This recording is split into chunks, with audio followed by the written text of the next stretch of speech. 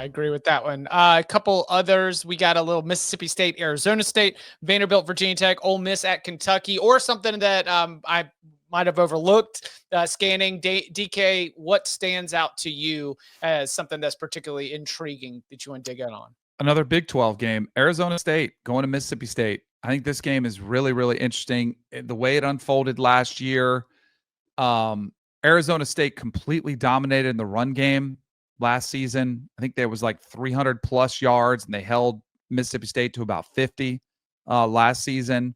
Sam Leavitt, they looked good in their week 1 game, but this is a much different challenge for them. Blake Shapen's healthy, which he was last year too, but I just think this is going to be, of all the Big 12 matchups, because this is supposed to be one, kind of like Baylor, that's supposed to be a front runner against one of the worst in the SEC.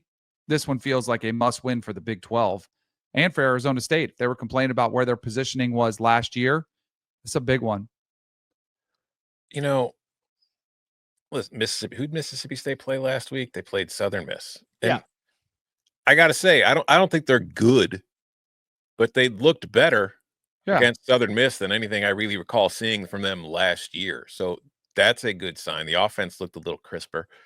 So this is going to be a little tougher test, I think, than what Arizona State had last year, especially now that they have to come to Starkville for the game. And for Arizona State, they played Northern Arizona. Mm-hmm. They won 38-19.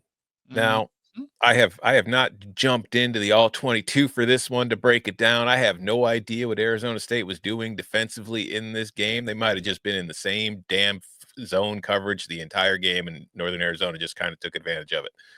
But they had a success rate of 61.3% on defense, which ranks 72nd nationally after playing Northern Arizona. And more concerning to me, they gave up an explosive play 11.27% of the time, which ranks 90th.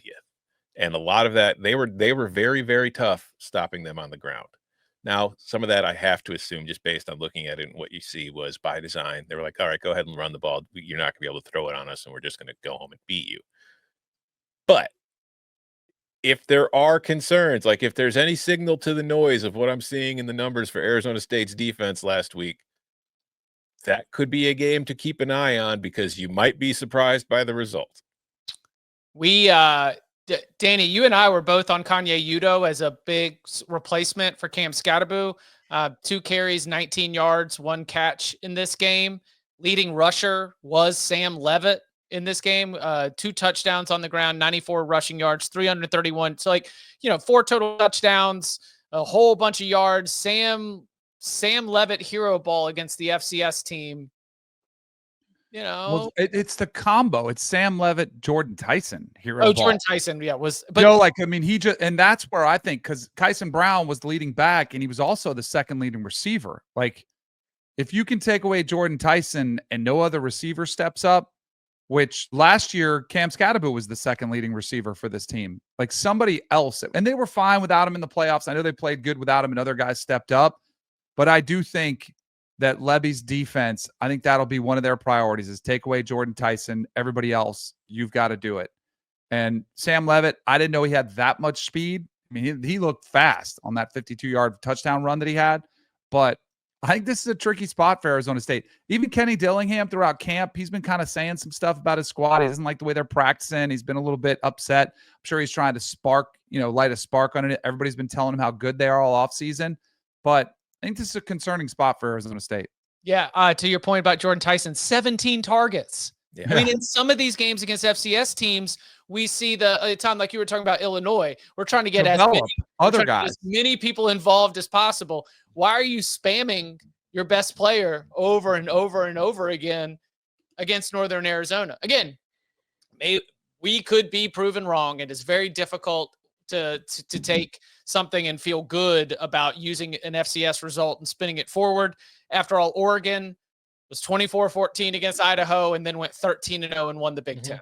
So, so your thing about Kanye Udo, I don't know if he is supposed to be the feature back. I know a lot of Arizona State people had said he's a nice addition, but we have some really good backs on our team already. Okay. So I'll be interested to see what kind of role he starts to fill. And if maybe they just go running back by committee, which is, a good option to have. And let us not overlook that this is going to be in Starkville. Yeah. Did you see him out there with the cowbells at practice? Arizona State, I'm like, oh boy. It's not quite the same. A little more than 3 cowbells. Those will have your ears ringing. Have you guys been to a game in Starkville? No. But I would love to go. I called a game there one time. I think I've called a couple games there. Your ears will be ringing like by the time the game is over. It is nonstop and it is loud. Like the I was standing next to the speaker at the concert, kind of just like nonstop. Yeah. Yes. I've got it on the siren watch, man. Arizona State better show up and better bring something, because I'm with you, Tom. There was a moment, a like brief moment in time where that Mississippi State Southern Miss game, what was it, 10-10? Mm-hmm. And it was like, oh, Charles Huff and his Marshall team that he transported to Hattiesburg, and they gonna do it. And there was a difference in speed and athleticism and size. And when the physics took over, it was like, okay, Mississippi State pulled away with a lot of explosive plays, defensive stops. I mean, I'm with you, Tom. I came out of that one being like, okay, I should not bury Mississippi State. This is a team that can do some damage to somebody. There is some big. You mentioned, Danny, about going to Starkville, and this is from Kenny himself. There is some controversy about going to Starkville because apparently, according to Kenny, there's not like a hotel within 90 minutes of the stadium, and Mississippi State fans are pretty upset about that. They're saying there's plenty of hotels. Interesting. So they're taking it as a shot at Starkville, the home of Cover 3 podcast quarterback Luke Altmaier, and we will not stand for that. Oh, everybody's so sensitive. Can we just lay off? I mean, geez, can we just relax?